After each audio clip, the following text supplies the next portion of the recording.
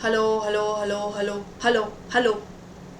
Hi guys, welcome back. This is Janhvi Mehra with you and start करते हैं हमारा second chapter of Vistas book. Okay, 12th NCERT supplementary reader. अच्छा, इससे पहले मैं आपको ये बता देती हूँ कि फ्लेमिंगो बुक की चैप्टर वाइज एक्सप्लेनेशंस आपको मेरे चैनल पर मिल जाएगी। तो इस वीडियो के डिस्क्रिप्शन बॉक्स में लिंक है पूरा प्लेलिस्ट का, ठीक है। सारी पोएम्स, चैप्टर्स की details, explanation line by line NCERT के थ्रू मैंने करवाई हुई है, तो आप वीडियोस को एक्सेस कर सकते हैं और वहाँ से पढ़ सकते हैं। तो हमारा आज का वीडियो स्टार्ट करते हैं।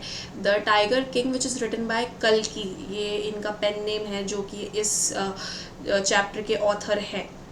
वो कह रहे हैं द महाराजा ऑफ प्रतिबंधपुरम। महाराजा थे एक प्रतिबंधपुरम, जिसको क्या क्या कहा जाता था, जमेदार, जनरल, खिलेदार, मेजर, और उनको जंग जंग बहादुर। तो एक राजा थे, वही once upon a time there was a राजा इन प्रतिबंधपुरम, जिनको एक टाइगर किंग भी कहा जाता था। अब उनका नाम एक टाइगर किंग क्यों पड़ा? उनको बाकी नामों से भी बुलाते थे, बट उनका नाम टाइगर किंग इसीलिए पड़ा था। तो जब ये राजा पैदा हुए थे, जंग जंग बहादुर जब पैदा हुए थे, या फिर टाइगर किंग जब पैदा हुए थे, तो इनको इनके बारे में एस्ट्रोलॉजर्स ने कहा था कि एक दिन ये ज़रूर मर जाएंगे। मतलब उनकी डेथ के बारे में बता दिया था पैदा होते ही कि हाँ, ये ज़रूर मरेंगे एक ना एक दिन। और फिर क्यों बोला था? क्योंकि जो एक एस्ट्रोलॉजर थे वो कह रहे थे कि जो कि इस तारे में पैदा होता है, मतलब मान लो इस मुहूर्त में, इस तिथि में पैदा हुआ है जो भी बच्चा, उसको अपने एक दिन मरना पड़ेगा ही। फिर ये जो राजा थे, ये उस टाइम ना 10 दिन के थे जब एस्ट्रोलॉजर आए थे उनके घर में और बता कर गए थे कि हाँ, ये एक दिन मर जाएगा, ज़रूर मर जाएगा। मतलब पैदा हुआ नहीं, पहले ही मरने की बात कर दी। तो फिर 10 दिन का जो राजा था ना, वो एकदम से बोल पड़ा। सोचो, वो बोल पड़ा 10 दिन का बच्चा, और उसने क्या बोला कि ओ वाइस प्रॉफिट्स, मेरी बात सुनो। उसने ये बोला कि तुम ये कह रहे हो कि मैं एक दिन मर जाऊंगा, तो देखो ये तो सच्चाई है कि जो भी पैदा हुआ है उसे एक दिन मरना ही है। ये पूरी सच्चाई है, इसको कोई नहीं बदल सकता। मुझे इन प्रिडिक्शंस की ज़रूरत नहीं है, बट तुम मुझे ये रीज़न बताओ, मेरे को ये बात बताओ कि मैं क्यों मरूंगा। जब तुम इतने मरने की बातें कर रहे हो, तो वो उनसे रीज़न पूछते हो कि मेरे को बताओ, वो वजह बताओ, या वो तरीका बताओ कि मैं किस वजह से एक्चुअली में मरूंगा। तो उनको एस्ट्रोलॉजर जो कहते हैं कि जो कि एक राजकुमार आर ऑफ बुल में पैदा हुआ है। मतलब बुल एक जानवर होता है, हमें पता है, ठीक है, बैल होता है, और उसका कोई घंटा वंटा होता होगा। तो मतलब बैल का घंटा नहीं, जो टाइम का जो घंटा होता है। तो बुल और जो टाइगर है, देखो वो आपस में एनिमीज है, आपस में दुश्मन है। तो फिर वो यही कह रहे हैं कि जो राजकुमार एक बुल के आर में पैदा हुआ है, और टाइगर और बुल आपस में एनिमीज है, तो इन राजकुमार की जो डेथ है ना, वो एक टाइगर के हाथों लिखी है, ऐसा उनका एस्ट्रोलॉजर उनको कह देता है।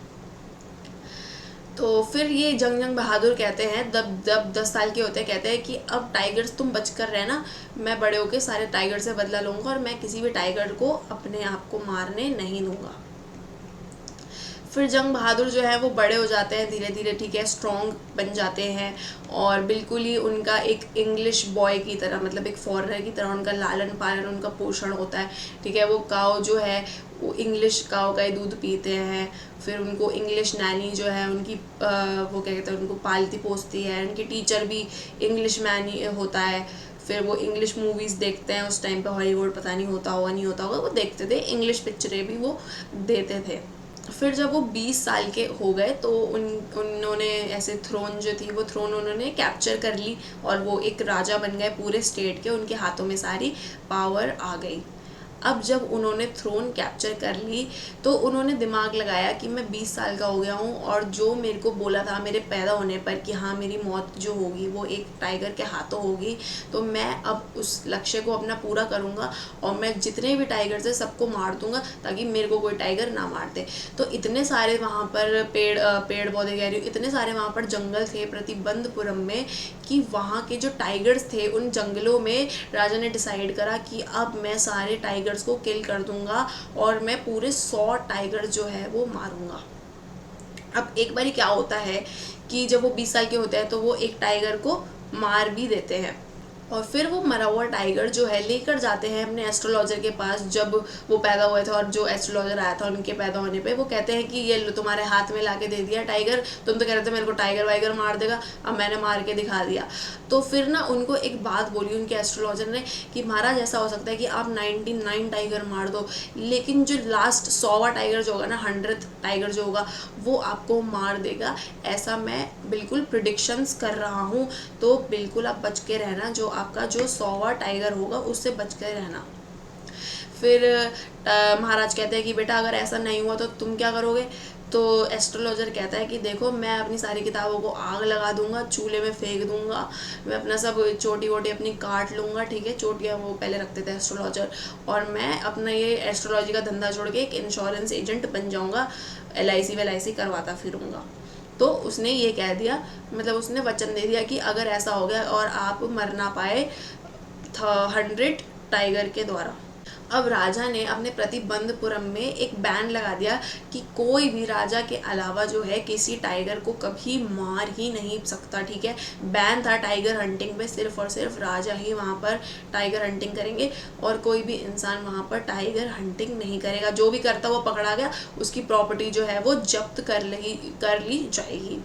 और महाराजा ने सोचा कि जो मेरा पहला ज़िंदगी का लक्ष्य है अब यही है कि सबसे पहले तो मैं अपने 100 टाइगर्स को किल करूँगा, उसके बाद मैं देखूँगा काम काज देखूंगा, या फिर इस पूरे रेन को मैं बाद में ही संभालूंगा, अपनी प्रजा को बाद में देखूंगा, पहले तो मैं 100 टाइगर्स को अपना किल करूंगा। मतलब he was very selfish and foolish as well, कि देखो अपनी प्रजा छोड़ के, जो राज्य जिस पर वो राज कर रहे हैं उसको वो छोड़ के वो टाइगर्स मारने में लग गए कि मैं 100 टाइगर्स किल करूंगा, प्रजा की तो ऐसी की तैसी वो तो अपने आप होती रहेगी, ठीक है, कोई भी राज उस पर कर लेगा। तो it was very foolish of him. अब क्या होता है कि एक बार उनको खतरा हो जाता है कि उनकी जो थ्रोन है, उनकी जो राजगद्दी है वो उनके हाथों से छूट जाएगी। अब उस टाइम पे क्या होता है कि उस टाइम पे ब्रिटिशर्स भी राज कर रहे थे इंडिया पे, और यहाँ पर पहले इंडिया में प्रिंसली स्टेट्स होते थे ना, कि हर स्टेट पर उनका अपना अपना राजा वो करता था, शासन करता था। उसी टाइम पर एक हाई रैंकिंग ब्रिटिश ऑफिसर आते हैं प्रतिबंधपुरम में, और वो भी ना बड़े शौकीन होते हैं ये हंटिंग करने के, टाइगर्स की हंटिंग करने के, और उनको बड़ा मज़ा आता था कि मैं टाइगर्स हंट करूँगा, अपनी फ़ोटो वोटो खिंचवा के टांगूंगा दीवार पे। फिर वो जाते हैं महाराजा के पास कि मैं यहाँ पर परमिशन लेने आया हूँ, टाइगर्स हंट करूँगा। बट जो महाराजा है वो उसकी परमिशन को मना कर देते हैं कि ऐसा है, देखो तुम तो तुम कोई हंटिंग कंडक्ट नहीं करोगे, तुम जिस मर्जी जानवर को मार लो, तुम चींटी को मार लो, तुम बोर, ठीक है, भेड़िया, बैल, बकरी, चूहे को मार लो, तुम किसी को भी मार लो, मच्छर को, लेकिन तुम टाइगर यहाँ पर नहीं मारोगे, क्योंकि टाइगर को सिर्फ मैं ही ख़त्म करूँगा अपने हाथों से। तो फिर वो जो सेक्रेटरी है देखो वो कहता है कि कोई बात नहीं, मैं टाइगर नहीं मारूंगा, तुम टाइगर मार लेना महाराजा, और मैं सिर्फ उसके साथ फ़ोटो खिंचा लूँगा। बट जो महाराजा हैं देखो वो मानते नहीं उस बात के लिए भी, वो मना कर देते हैं, उसको कोई परमिशन वगैरह नहीं मिलती है। वो ये भी डरते हैं कि अगर मैंने इस ब्रिटिश ऑफिसर को डिसअपॉइंट कर दिया, निराश हो गया, तो कहीं ये बदला नहीं निकाले या फिर मेरी राजगद्दी ना छिन जाए। अब वो क्या करते हैं कि वो टेलीग्राम भेजते हैं अपने उसको बोल के, अपने मंत्री को बोल के, उनका मंत्री होता है दीवान, तो उसको कहते हैं कि एक टेलीग्राम भेजो कलकत्ता में, और वहाँ ज्वेलरी की कंपनी थी, ब्रिटिश कंपनी, और वहाँ बोलते हैं कि जितनी भी आपके पास एक्सपेंसिव डायमंड की रिंग है ना, डिफरेंट डिज़ाइन की, सारी हमारे यहाँ प्रतिबंधपुरम में भेजो। अब वो क्या करते हैं कि कलकत्ता से ना उनके पास करीब 50 के करीब डायमंड की कॉस्टली रिंग्स आती हैं, सुंदर, तो क्या करते हैं जो वो ब्रिटिश ऑफिसर होता है ना उसकी बीवी को वो भेज देते हैं 50 डायमंड की रिंग की एज अ गिफ्ट, कि वो उसमें से 2-3 चीज़ चुन लेगी, मतलब 2-3 रिंग्स अपने पास रख लेगी, वापस कर लेगी, क्योंकि इतनी सारी रिंग का कोई क्या ही करेगा। बट वो बीवी भी इतनी लालची होती है, वो सारी की सारी रिंग्स रख लेती है अपने पास 50 की 50। तो महाराजा भी इतना स्टूपिड होता है कि 50 की 50 भेज दिया, अभी भेजने तो 2-3 भेज दो, बट नहीं, वो 50 भेज देता है, तो वो रख भी लेती है, और वो वहाँ से थैंक यू नोट भेजती है कि अरे thank you so much for your gift, you are very kind and ये वो। फिर महाराजा तो है कि उनके पास बिल आता है महाराजा के पास कि आपका जो बिल बना है 50 रिंग का, उस ज़माने में 3 लाख रुपए का महाराजा का बिल बना था। अब महाराजा दुखी भी होते हैं इस बात से और खुश भी होते हैं कि चलो कोई बात नहीं, अगर मेरा खर्चा ही हुआ है तो खर्चा भी जो है वो वर्थ इट गया, क्योंकि कम से कम जो ब्रिटिश ऑफिसर है वो भी खुश हो जाएगा, उसकी बीवी भी खुश हो जाएगी, मतलब it was sort of a bribe, okay. तो वो उसको ब्राइब कर देते हैं सेट करने के लिए। अब 10 दिन अब क्या होता है कि 10 साल के अंदर अंदर जो राजा होते हैं, मतलब जब वो 20 साल के होते हैं उसके बाद उनको करीब 10 साल लगते हैं 70 टाइगर्स को किल करने में। बट जब वो 70 टाइगर्स मार लेते हैं, बट जब वो 70 टाइगर्स जो है मार लेते हैं, उसके बाद क्या कहते हैं, जो टाइगर की पॉपुलेशन थी ना उनके एरिया में प्रतिबंधपुरम में, वो ना एक्सटिंक्ट होना स्टार्ट हो जाती है। मतलब वहाँ पर टाइगर की जो पॉपुलेशन है वो कम होना स्टार्ट हो जाती है। मतलब वहाँ पे और टाइगर्स ही नहीं बचते हैं, मतलब 70 के अलावा कि और मैं वो किसी को मार पाएँ। फिर वो अपने दीवान मतलब अपने मंत्री को बुलाते हैं और कहते हैं कि यार अब तुम एक काम करो, तुम हमारे आसपास के जो राज्य है वहाँ पर पता लगाओ कि किस राज्य में कौन सी लड़की जो है वो शादी करने के लायक है, मतलब जिसकी शादी की उम्र हो रही है, और उसी राज्य में सबसे ज़्यादा टाइगर्स भी किन फॉरेस्ट में मिलेंगे। मतलब जिस राज्य में ज़्यादा टाइगर्स होंगे और जहाँ पर कोई ठीक ठाक लड़की मिल गई, मैं उसी लड़की से शादी कर लूँगा ताकि मैं और टाइगर्स जो है वो किल कर पाऊँ उस जगह के। अब महाराजा ऐसे किसी राजकुमारी से शादी कर लेते हैं, ठीक है, जिनके एरिया में या जिनके राज्य में उनके फॉरेस्ट में बहुत सारे टाइगर्स मिलते होंगे। तो फिर वो जब भी अपने जाते थे ससुराल तो वहाँ पर मार कर आते थे, 5-6 टाइगर एक ही विजिट पे मार कर आते थे। तो वो ऐसे करते करते 70 के बाद ना 99 टाइगर्स जो है वो और मार लेते हैं अपने ससुराल में जाकर वहाँ के फॉरेस्ट में। अब जो उनके ससुराल के किंगडम, मतलब उनकी जो फादर इन लॉ का जो किंगडम होता है, वहाँ से भी जो है टाइगर्स अब ख़त्म हो जाते हैं और कोई भी टाइगर्स नहीं बचता है। मतलब 99 वो कर लेते हैं, 99 मार लेते हैं और एक अभी भी बच रहा होता है। फिर अब वो सिर्फ और सिर्फ लास्ट टाइगर की तलाश में होता है, क्योंकि उन्हें पता है कि उनकी जो मौत है वो लास्ट टाइगर की वजह से ही आ सकती है। तो वो इतने ज़्यादा ईगरली वेट कर रहे होते हैं, ढूंढ रहे होते हैं लास्ट टाइगर को, ताकि वो उसे मार सके और अपनी जो डेस्टिनी है उसको बिल्कुल बिल्कुल बदल सके। तो फिर उनको एक खुशखबरी मिलती है कि उनके खुद ही के राज्य में से ना बहुत सारी शीप्स जो थी, मतलब बकरियां भेड़, वो सब ना गायब हो रही थी। बकरियां नहीं होती, शीप्स तो भेड़ होती है, तो वो बहुत सारी गायब हो रही थी। तो उनको लगा कि ये इतनी गायब हो रही है जंगल वंगल से, हो सकता है यहाँ पर अभी भी एक टाइगर बचा है।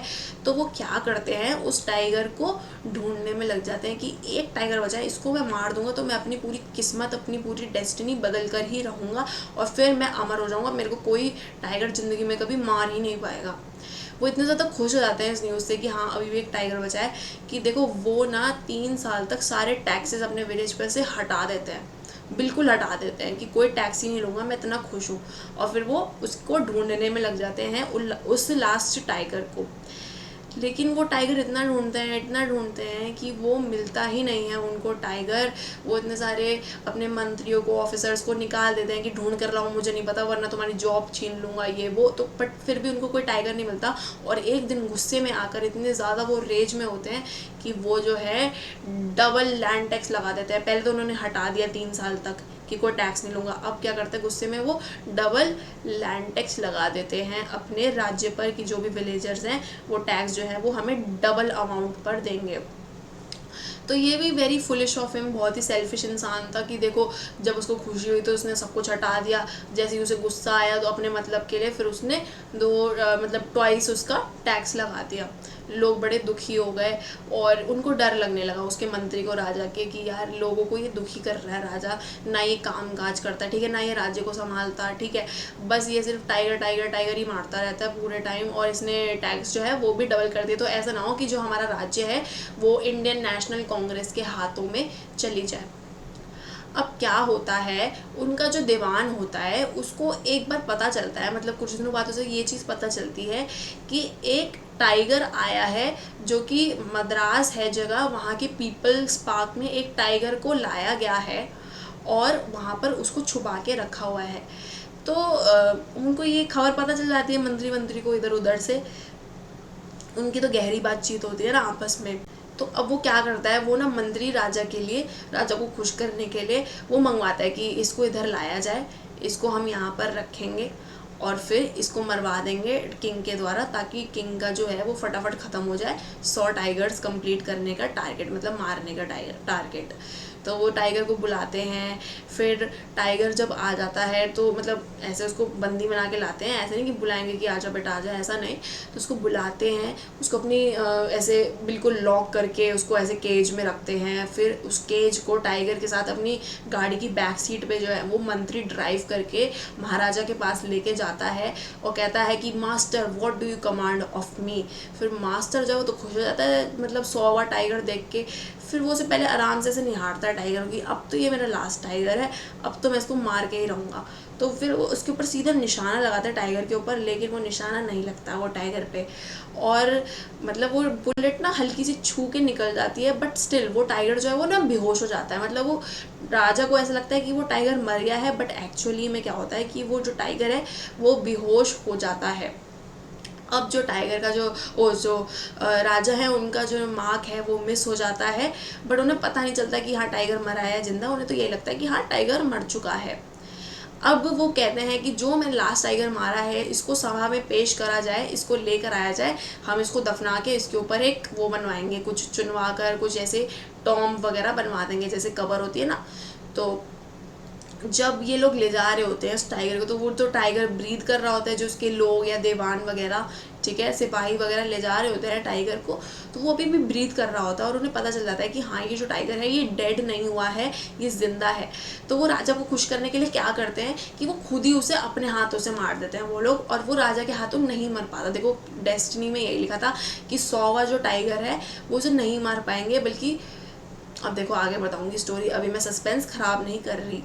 तो वो उसको खुद मार देते हैं टाइगर को, तो ताकि राजा गुस्सा ना करे और खुश हो जाए। अब जो राजा का जो मोटिव होता है, उनको तो ये लगता है राजा का मोटिव कि हाँ मैं अपने 100 टाइगर मार चुका हूँ, 100वां टाइगर मैंने मारा, उसको दफना दिया, उसके ऊपर मैंने एक टूम्ब बनवा दिया है। अब वो क्या करते हैं कि 100 टाइगर का अपना जब उनका एम्बिशन कंप्लीट हो जाता है, फिर वो अपनी प्रजा पे थोड़ा ध्यान देते हैं, अपने बच्चे बाल बच्चों पे ध्यान देते हैं। उनका एक 3 साल का बच्चा भी हो गया होता है, तो उस टाइम पे अब वो अपनी फैमिली को देखते हैं। तो क्या होता है कि उनके बच्चे का, लड़के का मतलब 3rd बर्थडे होता है, तो महाराजा जाते हैं प्रतिबंधपुरम के शॉपिंग सेंटर में कि चलो उसके लिए कुछ गिफ्ट ले आता हूँ अपने बच्चे के लिए। कई सारी शॉप जाते हैं, फिर वो एक शॉप पर जाते हैं और वहाँ पर ना उन्हें एक वुड का टाइगर जो है टॉय बहुत पसंद आता है। तो वो शॉपकीपर से कहते हैं कि ये वुड का टाइगर निकालो, मुझे पसंद आया, मैं इसको गिफ्ट लेकर जाऊँगा अपने लड़के के लिए। तो वो जो शॉपकीपर होता है देखो वो थोड़ा चालाक होता है, वो कहता है कि यार मैं इसे 2 आने का नहीं बेचूंगा, अगर मैं बोलूँगा कि ये तो सिर्फ 2 आने का है तो किंग कहेंगे कि यार इतनी सस्ती घटिया सस्ती मंदी चीज़ तो मैं खरीदूंगा नहीं अपने बच्चे के लिए। तो वो उसे 300 रुपये का बेच देता है, मतलब चूना लगा देता है बिल्कुल किंग को। और किंग जो है वो भी समझ जाता है कि अरे और ये तो 300 रुपये का है, मान जाता है कि ये 300 रुपये का है। और फिर वो उसे बताता है शॉपकीपर किंग को कितनी फ़ाइन कारीगरी करी हुई है इस पर, और ये बहुत ही रेयर पीस ऑफ आर्ट है, आप इसको 300 रुपये में ले जाओ, ऐसे पीस बार बार नहीं मिलते। तो राजा तो बहुत खुश हो जाते हैं और वो वुडन टाइगर को ले जाते हैं अपने बच्चे के लिए। देखो ये रहा शॉपकीपर, ये रहे हमारे राजा, और ये था वो वुडन टाइगर। अब क्या होता है कि असली में जो वो वुडन टाइगर होता है देखो वो बहुत ही सस्ता मद्दा सा होता है, चीप क्वालिटी का होता है, बहुत ही अनस्किल्ड कारपेंटर ने उसे बनाया होता है, उसका सरफेस जो होता है बहुत ही रफ होता है, और उसमें से छोटे छोटे वुड के जो हैं वो तिनके तिनके से या कोने कोने से निकल रहे होते हैं। तो क्या होता है कि एक बार जो है राजा अपने मतलब बेटे के साथ इस टाइगर से खेल रहे होते हैं, तो उस टाइगर में से ऐसी कुछ कोना सा वुड का ऐसे फांस वगैरह निकल रही होगी, मतलब महाराजा के हाथ में वो चुभ जाती है। तो महाराजा उसको फटाफट ऐसे निकाल के फेंक देते हैं और मतलब उस पर ध्यान नहीं देते। बट क्या होता है कि अगले दिन उनके हाथ में थोड़ा इन्फेक्शन हो जाता है उसकी वजह से, मतलब सेप्टिक हो जाता है, ऐसा कुछ मान लो। और सेप्टिक जब हो जाता है तो फिर 2-3 दिन बाद उनकी पूरे राइट हैंड में सेप्टिक हो जाता है और उनकी बॉडी में पूरा इन्फेक्शन सेप्टिक फैल जाता है। मतलब पता नहीं क्या होता है उस वुडन टाइगर में कि उसका कांटा चुभते ही उस पर ध्यान नहीं देते, उनको सेप्टिक हो जाता है। तो फिर मद्रास से 3 बड़े बड़े सर्जन को बुलाया जाता है कि आप इनके हाथ को चेक करो, ऑपरेट करो, ये मर तो नहीं जाएंगे। तो 3 सर्जन्स आते हैं, उनका ऑपरेशन करते हैं, लेकिन पता है एंड में क्या होता है कि राजा मर जाता है। मतलब 100 टाइगर की वजह से उनका ऑपरेशन जो है वो सक्सेसफुल नहीं हो पाता है। वो सेप्टिक उनकी इतनी पूरी बॉडी में फैल जाता है कि राजा मर जाता है, और इससे हमें ये पता चलता है कि वो अपनी डेस्टिनी को नहीं बदल पाए, और 100 टाइगर, चाहे वो वुड का ही था, उसकी वजह से ही राजा की मौत हो गई। तो राजा के कैरेक्टर स्केच के बारे में देखें तो देखो, बहुत ही फुलिश था, सेल्फिश भी था, ठीक है। और कभी कभी पहले तो वीर भी बहुत था, क्योंकि वीर इसलिए था, ब्रेव इसलिए था क्योंकि उसने 100 टाइगर्स मारे थे, ठीक है, अपने हाथ से मारे थे, मतलब 99 मारे थे, क्योंकि ये भी और ये भी अपने आप में बहुत ही बड़ी बात थी, 199 टाइगर्स को मारना। तो ब्रेव भी थे, बट कॉन्ट्राडिक्टरी है, मतलब इनका कैरेक्टर स्केच जो है, ब्रेव है बट फुलिश हैं, क्योंकि फिर उन्होंने 50 रिंग्स भी भेज दी थी, ठीक है, और बिल्कुल ध्यान नहीं रखते थे अपनी प्रजा का, सेल्फ सेंटर्ड थे, ठीक है, गुस्से वाले भी थे कि गुस्से में आके उन्होंने टैक्स जो है वो ट्वाइस कर दिया था। तो अब ये था राजा के बारे में कि वो अपनी डेस्टिनी को नहीं बदल पाए। लेकिन जो उनके आसपास के लोग थे, जैसे कि वो जो शॉपकीपर था बहुत ज़्यादा चालाक था, उनका मंत्री वो भी बहुत ज़्यादा चालाक था कि अगर टाइगर नहीं भी मर पाया तो उसको जानबूझ के मरवा दिया, और किंग से झूठ बोला उसने, ठीक है। तो वो मंत्री भी झूठा था। और एंड में जो 3 सर्जन्स भी आए थे ना, उन्होंने पता है एंड में क्या बोला, जब वो ऑपरेट करके किंग को बाहर निकले ऑपरेशन थिएटर से, तो उन्होंने बोला कि ऑपरेशन सक्सेसफुल हो चुका है, महाराजा मर गए हैं। मतलब वो 3 सर्जन्स भी चाहते थे कि महाराजा मर जाए, उन्होंने जानबूझ के महाराजा को मार दिया, और ये इनका पूरा षड्यंत्र था कि हम महाराजा को मार ही दे। कोई नहीं चाहता था कि महाराजा जिंदा बचे, और उन्होंने अपने ऑपरेशन को जानबूझ के ऐसा करा कि महाराजा जो था वो मर जाए। तो इस तरीके से जो 100 टाइगर था उसने अपना फाइनल रिवेंज लिया टाइगर किंग से। मतलब एक तो तुम देखो, इतना ज़्यादा एनिमल अब्यूज़ कर रहे हो, ठीक है, तुम एनिमल्स को मार रहे हो, इतने तुम रूथलेस किंग हो, ठीक है, तो कहीं ना कहीं तो उसका कर्मा हिट बैक तो करेगा ही ना आपको। तो उनका जो फाइनल रिवेंज था वो भी किंग से मतलब ले लिया गया, 100 टाइगर ने ले लिया, और किंग जो थे वो मर गए। So guys, this was all about the story of the tiger king. मिलते हैं हमारे नेक्स्ट वीडियो में, और मेरे चैनल को सब्सक्राइब कर देना, और तब तक के लिए bye bye, take care, see you all and love you all.